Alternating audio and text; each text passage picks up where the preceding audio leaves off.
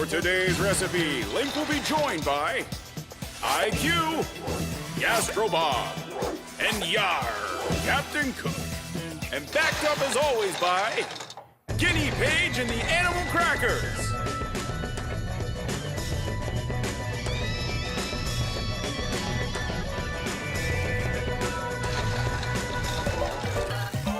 Today, we're gonna make dill pickles and pickled carrots. Not only are they delicious, but they're super easy to make. So let's get started. To make dill pickles, here's what you'll need. 1 English cucumber, thinly sliced, 3/4 of a cup of white vinegar, 1/3 cup of coarsely chopped dill, 2 garlic cloves, coarsely chopped, 2 teaspoons of kosher salt, 2 tablespoons of granulated sugar, 1/2 teaspoon of mustard seeds. I bet you didn't know, the pickles you usually think of are made from cucumber. Their taste and texture are different. That's because they've been pickled. Isn't that right, IQ? That's right, Link. Pickles aren't a vegetable. They're a process. Pickling is the process of preserving foods in salt and or vinegar so they don't spoil. Pickling has been around for thousands of years, long before the invention of refrigerators. Yar! Pickling's how we keep our pirate grub from spoiling during long voyages. This here pickle barrel's full of stuff. A pirate picks a peck of pickled peppers, then a peck of pickled peppers a pirate would pick. We'll need something to contain our pickles. Any suggestions, Secret Agent Man? Any suggestions, Secret Agent Man?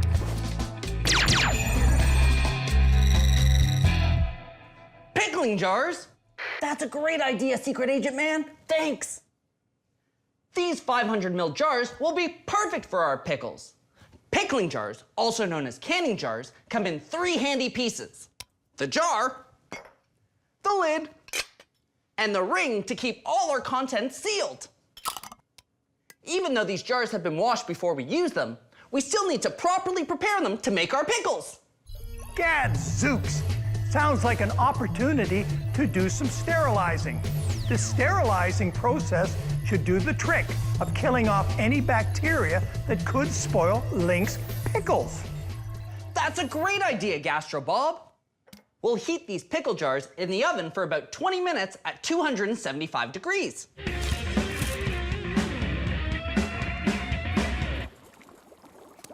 Now, we'll put our lids and seals into boiling hot water and let them simmer.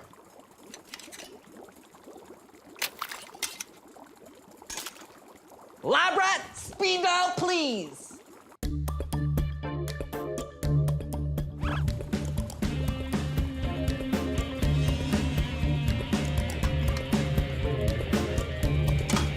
Now let's start pickling.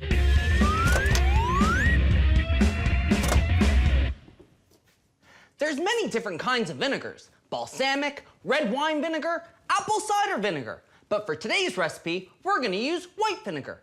That's because it's clear. We don't want our pickles to absorb the color of the vinegar. You know what else can stain? Aluminum bowls. Vinegar is acidic. If you mix up your brine in an aluminum bowl, it can react to the vinegar and become discolored. And your pickles can get an unwanted metallic taste. Non-reactive cookware is made from materials like glass that don't react to the acidity in foods, such as tomatoes or lemon juice, and even pickles. Thanks for the tip, IQ.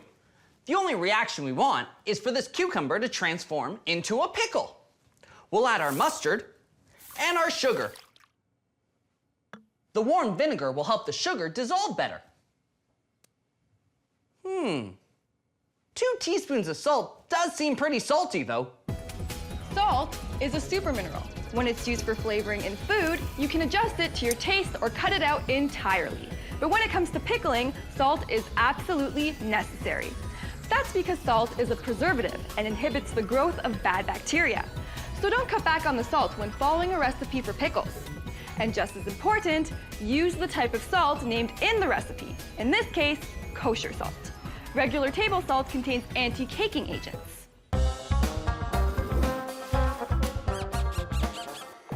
I don't mean a secret agent who is against cake. Anti-caking agents are additives added to dry ingredients such as salt and icing sugar to keep them from clumping. If your salt has anti-caking agents, it can make your liquid cloudy.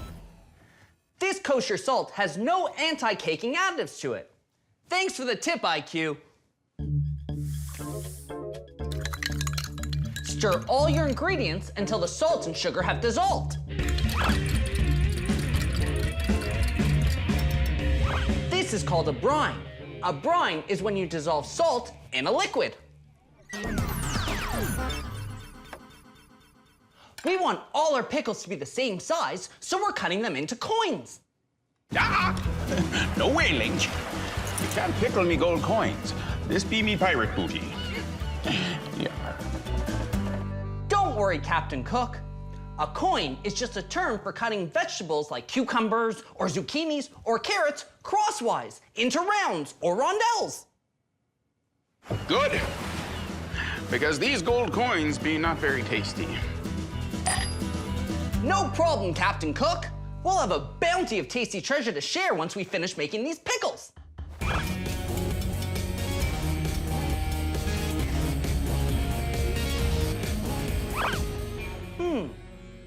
I wonder how all these pickles are gonna stay preserved. Hey, IQ? Preserving fresh food is a scientific balancing act between keeping harmful bacteria from spoiling our food and locking in nutrients through the help of salt and vinegar. What's happening in the process of pickling is this. First, the salty solution draws moisture out of the food, preserving it and keeping it safe from bacteria. That action of the brine moving across the food cell walls is called osmosis. Second, the salt, vinegar, and seasonings spread into the food cell walls and change its taste. That's called diffusion. So with pickling, osmosis moves the natural moisture out of the cucumber, and diffusion moves the flavor in, giving that pickled taste. Thanks, Gastro Bob. We'll keep these pickles in the fridge for a few hours or overnight before they're ready to eat. But after that, they'll be pickled and preserved. Keep your pickles in the fridge at a cold temperature to keep bacteria at bay. I can't wait to eat those crunchy dill pickles. I love pickling. In fact, I love pickling so much, I'm gonna show you another recipe for pickling carrots. Here's what you'll need. 3 large carrots, peeled and cut into matchsticks. 3/4 of a cup of unseasoned rice wine vinegar, 1-inch piece of ginger root, peeled and sliced thin, 2 tablespoons of granulated sugar, 1 teaspoon of kosher salt. We'll add our sugar and salt to our warm vinegar. And we'll mix till it's dissolved. I've cut our carrots into a matchstick shape. You can cut your vegetable into any shape you want.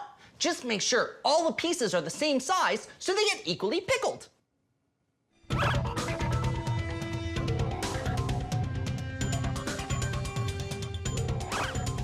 Add your ginger and your brine. If your brine doesn't fully cover your carrots, you can add a little bit of water.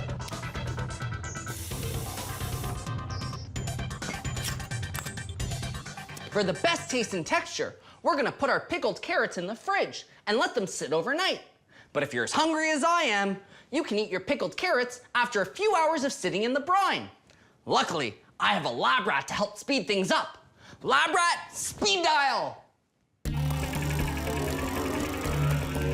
Now, since our pickled carrots and cucumbers are complete, I know exactly what to do with them. Let's add them to a yummy sandwich.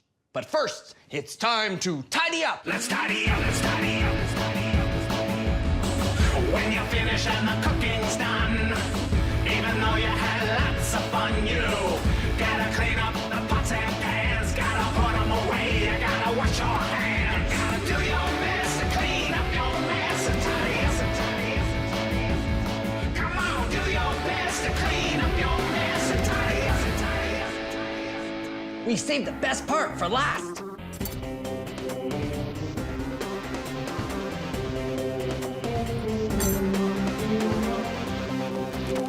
I can't wait to bite into this.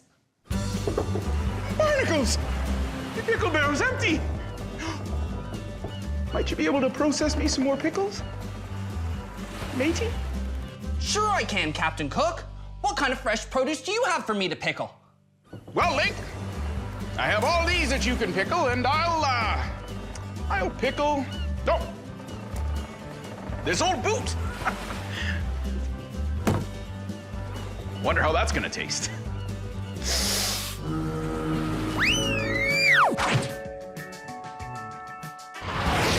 Greetings, Gastro Blasters. What a save it's been. That is saving fresh produce for another day through the chemistry of salt and vinegar and pickling. Whoa, can you believe it, folks? 2 recipes in 1 round, all done with the process of pickling. With a bit of osmosis and diffusion, we saw the preserving of freshness and the sweeping away of bacteria. Link even makes himself a sandwich for an all-star cooking home run. Let's take a look. Whoa! Sorry about that, Chip, but you better hold on to your seat next time, because we have plenty more pickles to eat. Thanks for your help today, IQ. No problem, Link. Thanks for the lunch.